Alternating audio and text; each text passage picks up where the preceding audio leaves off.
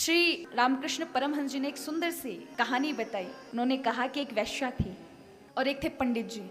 अब वैश्या का घर ना पंडित जी के बिल्कुल बगल से उसने ले लिया। अब पंडित जी हमारा प्रकांड विद्वान, सुबह से ही वे मंत्र उच्चार करते, पूजा नियम करते, 4-4 5-5 घंटे।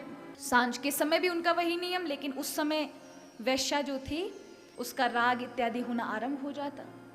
पंडित जी को बड़ा क्रोध है। एक दिन वैश्या के पास जाकर उसी के घर के सामने कहा, पापनी तू यहाँ पर आकर मेरे भजन में व्यवधान डालती है, तेरे पापों का तुझे परिणाम अवश्य मिलेगा और तुझे दंड मिलेगा। पंडित जी प्रतिदिन जो पुरुष उस महिला के पास, उस वैश्या के पास, जितने दिन में कितने भी पुरुष जाते थे, पंडित जी अपने पास पत्थर रखते थे।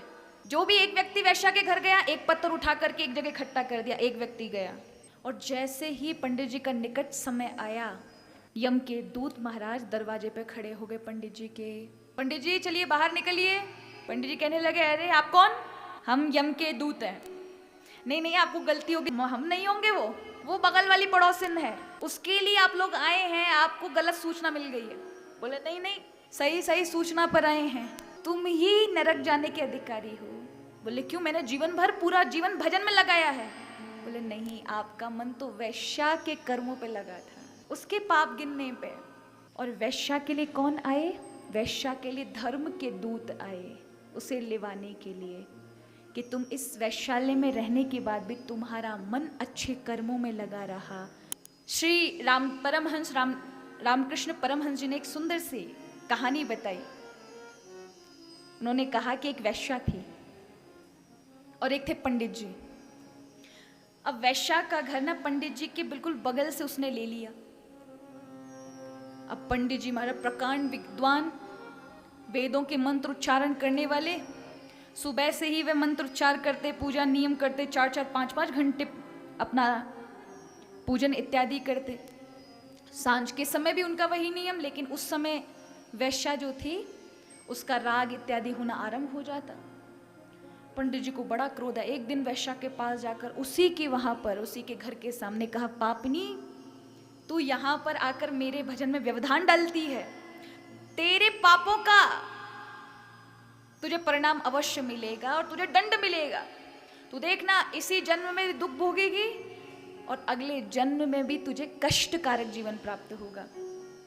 बेचारी वैश्या पंडित जी की डांट से बड़ी दुखी हुई, बड़े कष्ट में, मन में बड़ा प्रायश्चित हुआ, क्या करूं? हे भगवान, मुझे तो कोई, मैंने पढ़ाई नहीं की, अब मैं कौन सा अलग व्यवसाय देखूं जिससे मेरे घर में धन आए और व्यवस्था चले? क्या करूं प्रभु? मेरे पूर्व जन्म के न जाने कौन से बुरे कर्म थे कि मुझे ये मार्ग में आकर के ऐसा जीवन जीना पड़ा। पंडित जी कितने अहोभाग पवित्र हैं, सुबह से लेके शाम तक भगवान का नाम रटते हैं। अब देखिए पंडित जी क्या करने लगे, बगल से पड़ोसी हैं पंडित जी। पंडित जी प्रतिदिन जो पुरुष उस महिला के पास, उस वैश्या के पास, जितने दिन में कितने भी पुरुष जाते थे, पंडित जी अपने पास पत्थर रखते थे। जो भी एक व्यक्ति वैश्या के घर गया, एक पत्थर उठा करके एक जगह इकट्ठा कर दिया। एक व्यक्ति गया, एक दिन में 4 गए, 4 पत्थर उठा के रख दिए। उनकी यही ड्यूटी थी, कितने लोग जा रहे हैं। और वैश्या को कहते, देख तेरे पापों को गिन रहा हूं, तेरे पापों का हिसाब है मेरे पास, जो तू पाप कर रही है। और वैश्य हमारे बड़ा प्रायश्चित, बड़ी ग्लानि, मन नहीं था लेकिन उसका ग्लानि थी कि ऐसे बुरे कर्म के अलावा वो करे भी क्या, उसके पास व्यवसाय नहीं है, कैसे अपने जीवन के आधार करे। तो उस समय वो वहां वैश्यालय में बैठ कर के भी पंडित जी के सुंदर सुंदर कर्मों को याद करती है। हे प्रभु, देखिए पंडित जी का कैसा जीवन है, सुबह से शाम आपका भजन करते हैं, कितने लोग उनसे कथा सुनने आते हैं, और एक मेरा जीवन है। पंडित जी भी वृद्ध होते रहे, वह उसके पाप गिनते रहे, वैश्या भी वृद्ध होती रही। और जैसे ही पंडित जी का निकट समय आया, यम के दूत महाराज दरवाजे पे खड़े हो गए पंडित जी के। पंडित जी चलिए बाहर निकलिए। पंडित जी कहने लगे, अरे आप कौन? हम यम के दूत हैं।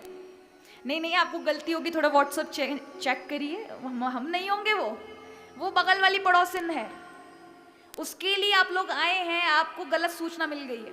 बोले नहीं नहीं, सही सही सूचना पर आए हैं, तुम ही नरक जाने के अधिकारी हो।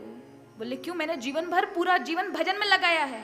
बोले नहीं, आपका मन तो वैश्या के कर्मों पे लगा था। कहाँ लगा था? उसके पाप गिनने पे। और वैश्या के लिए कौन आए?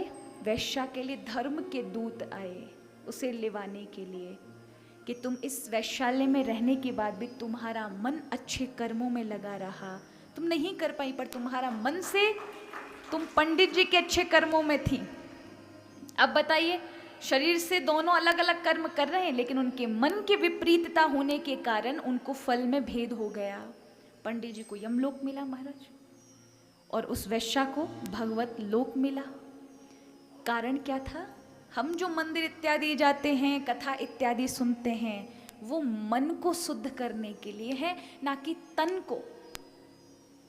तन तो आप नल की टोटी के नीचे साबुन लगाए के महाराज शुद्ध कर लोगे, ठीक है।